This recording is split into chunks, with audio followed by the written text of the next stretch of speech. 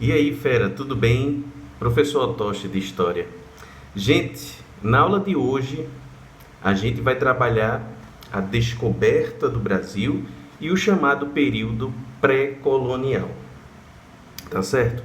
E aí, para a gente começar a nossa aula, eu queria saber de você, que estuda história desde pequenininho, quem foi que descobriu o Brasil?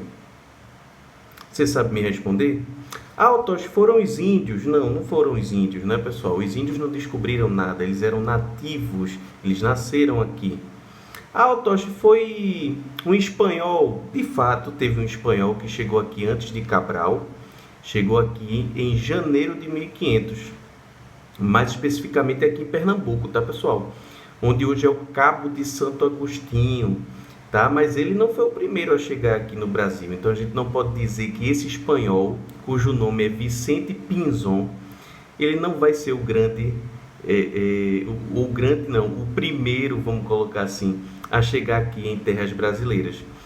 Para quem não sabe, alguns documentos que foram descobertos e estudados recentemente, né, dão conta de que um português chamado Duarte Pacheco Pereira chegou aqui no ano de 1498, pessoal, ou seja, algum tempo antes de Cabral, né? Cabral chegou aqui em abril de 1500, né? E o Duarte Pacheco Pereira em 1498, então ele chegou muito antes do que o nosso querido Pedro Álvares Cabral. Mas eu trouxe isso a título de curiosidade, tá bom? Porque se cair na sua provinha de história, tá? Você vai dizer que foi o Pedro Álvares Cabral. Beleza? Pois bem, gente, quando Cabral chega ao Brasil, né? Ele mais outros portugueses e tal, eles vão se deparar com quem? Quem é que vai estar aqui? Os nativos, né? Os índios, Otoshi, exatamente. Não sei se vocês sabem disso, mas aqui tinha cerca de 5 a 6 milhões de nativos, de indígenas, quando os europeus aqui chegaram. Tá? E a primeira coisa que eu quero que vocês entendam é o seguinte: o choque que vai haver entre o europeu e o índio. Choque em que aspecto? O choque cultural, pessoal. E quando eu falo de cultura, eu estou falando de quê? Eu estou falando de hábitos. Eu estou falando de costumes, eu estou falando de tradições de um povo. Cada povo nesse mundo tem a sua cultura própria, né? A gente tem a cultura aqui no Brasil, a nossa cultura brasileira, que é diferente, por exemplo, da cultura americana, que é diferente, por exemplo, da cultura árabe, não é verdade? Porque cada país, cada lugarzinho desse mundo possui hábitos, costumes e tradições próprias, não é verdade? Pois bem, então vamos tentar agora entender o choque que aconteceu entre o índio, que aqui estava, e o europeu, que aqui chegou. Gente, primeiro, o europeu é branco, tá certo? O europeu, ele é cristão católico. Ele bebe vinho, ele usa roupa. Veja, vamos agora para o índio. O índio, ele não é branco, ele não usa roupa, ele andava nu, tá certo? O índio, ele não bebe vinho como o europeu bebe. O índio bebia um negocinho chamado cauim. Já ouviram falar? Acho que não, né? Cauim é uma base, a bebida da fermentação. É uma bebida à base da fermentação da macaxeira, tá? Muito forte, inclusive. O índio, ele não é cristão católico.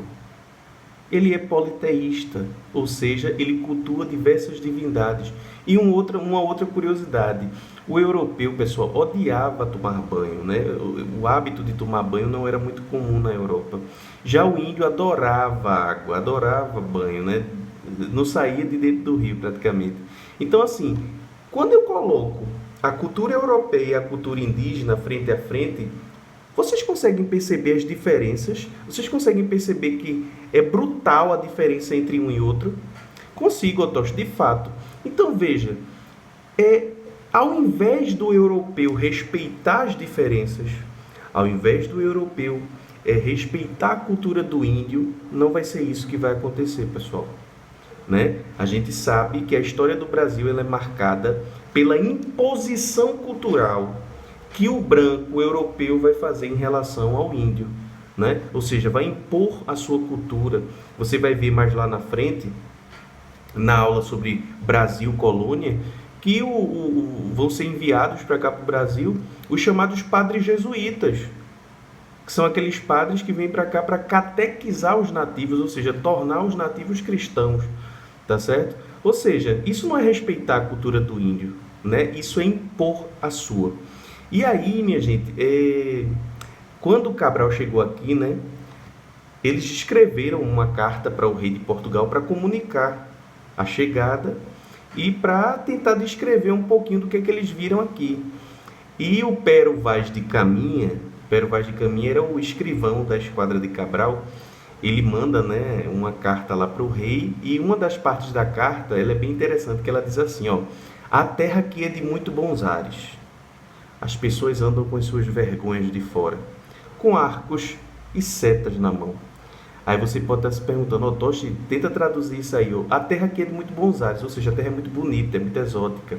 As pessoas andam com as suas vergonhas de fora, os índios andavam nus, com arcos e setas na mão, com arco e flecha na mão, né? Então, eles vão descrever, de certa forma, como foi esse primeiro contato e o que é que eles viram aqui no Brasil. Pois bem, pessoal, quando a gente fala da chegada do europeu aqui em 1500, e agora eu vou estender de 1500 a 1530, esses 30 primeiros anos a gente vai dar um nome a ele, tá? Vai cair na sua provinha como período pré-colonial, período antes da colonização. O período pré-colonial vai de 1500 a 1530.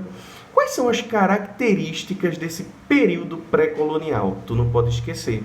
Gente, os portugueses encontraram ouro aqui, prata, pedra preciosa, alguma coisa de valor nesse momento? Não, Otoshi. Sabe qual era a única coisa que ia ter algum tipo de serventia para eles na Europa? O pau-brasil. Tinha muito pau-brasil. Para quem não sabe o que é o pau-brasil, é uma árvore, né? Que os portugueses extraíam uma tintura da madeira, tá? Extraíam uma tintura que servia para tingir tecidos lá na Europa.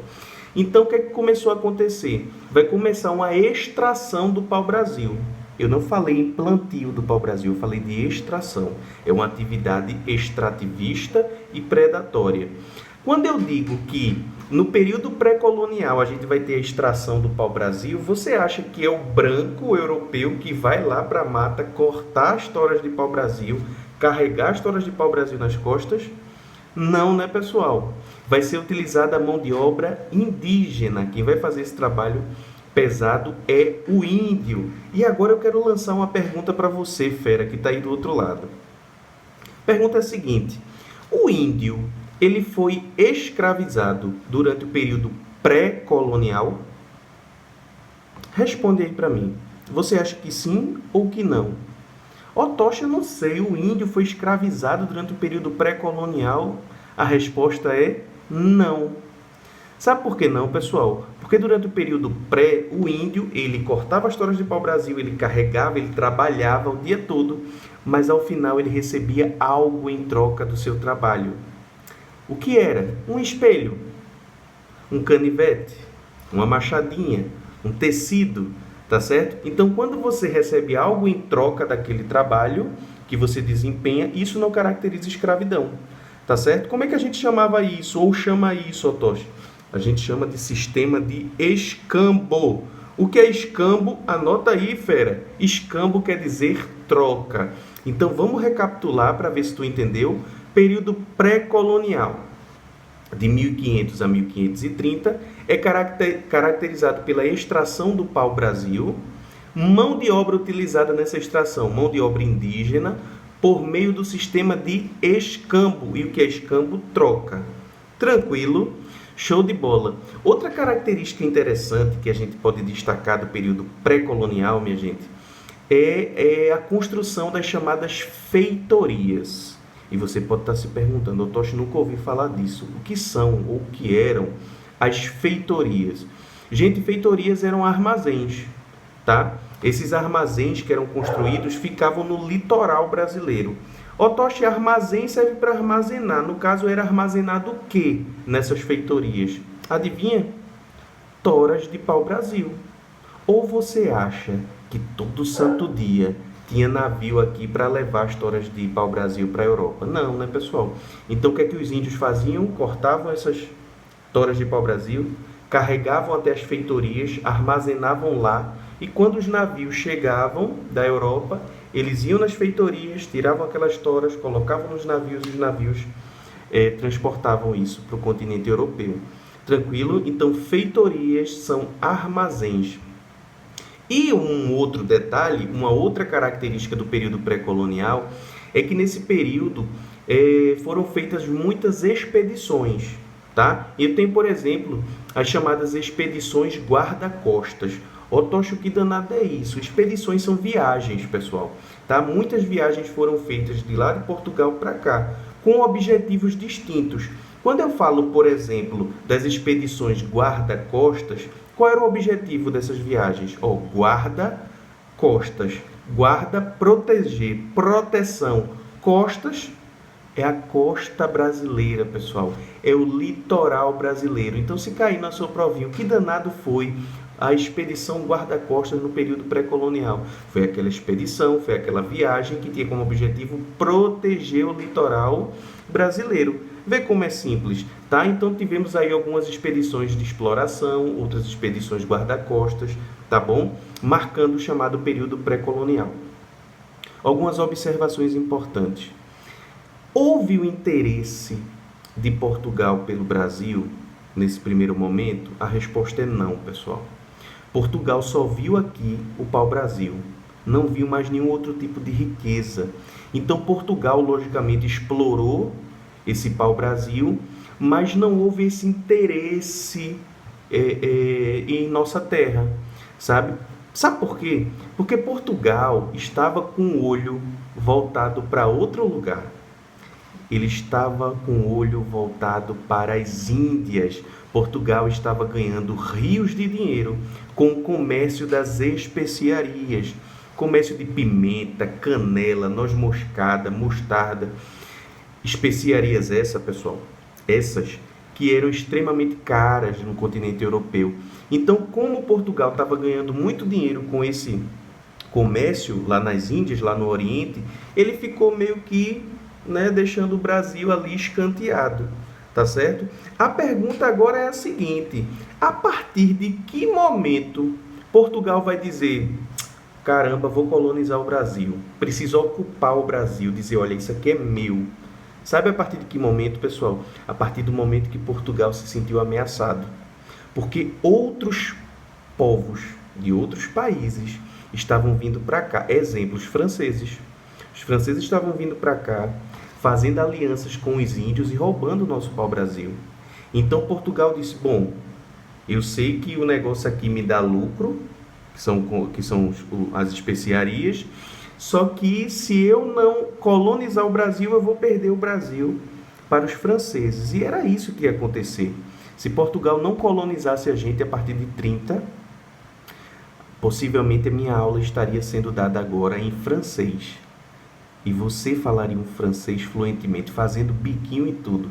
Por que, Otoshi? Porque se Portugal não colonizasse o Brasil, nós seríamos colonizados pelos franceses. Vê que coisa. Otoshi, será que seria melhor? Será que seria diferente o Brasil se a colonização francesa... Gente, não sei. Se isso não existe para o historiador, se Cabral não tivesse descoberto o Brasil, se a França... Não aconteceu. Fomos colonizados pelos portugueses, foi isso que sobrou para a gente e é isso que vai acontecer, tá certo? Então não esquece, pessoal, período pré-colonial, extração de pau-brasil, mão de obra indígena, escambo, construção de feitorias, realização de expedições e, por último e não menos importante, não esquece, não havia um interesse de Portugal pelas terras do Brasil, porque eles estavam com os olhos e os interesses voltados para o comércio das especiarias lá no Oriente. Tá bom, pessoal? Próxima aula, a gente vai trabalhar o chamado período colonial. Portugal vai colonizar o Brasil, vai ocupar o Brasil e muita coisa vai mudar. Mas isso são cenas para os próximos capítulos. Se você gostou desse vídeo, deixa o seu like, se inscreve no canal, ativa o seu sininho para que toda vez que um vídeo for divulgado aqui no canal, para que você seja notificado, tá bom? Queria agradecer, minha gente, por tudo, pela confiança, pelo carinho. Beijo para as meninas, abraço para os rapazes e até a próxima. Tchau, tchau.